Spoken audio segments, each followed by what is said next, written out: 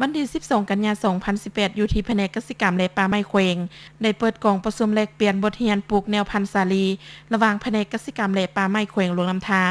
และแผนกเกษตรกรรมกิ่งแขวง12 ปนาสปจีนฝ่ายลาวนำโดยทานเจอสันติสุขรองหัวหน้าแผนกเกษตรกรรมและป่าไม้แขวงมีทานปริญญาเอกบุญทองบัวหอมหัวหน้าสถาบันค้นคว้าเกษตรกรรมป่าไม้และพัฒนาชนบทฝ่ายจีนนำโดยทานกงเย็นกงหัวหน้าแผนกเกษตรกรรมกิ่งแขวง12 ปนาสปจีนพร้อมด้วยทีมงานเสี่ยวซานทั้ง2ฝ่ายเข้าร่วมกองประชุมทั้ง2ฝ่ายได้ปรึกษาหารือและประกอบคำเห็นแลกเปลี่ยนบทเรียนวิชาการปลูกแนวพันธุ์สาลีในการร่วมมือระยะ2 ปีผ่านมาซึ่งสามารถค้นคว้าได้3แนวพันธุ์สาลีที่ได้รับประสิทธิภาพสูงและสมรรถภาพเฉลี่ย1เฮกตาร์ต่อเก่าต้น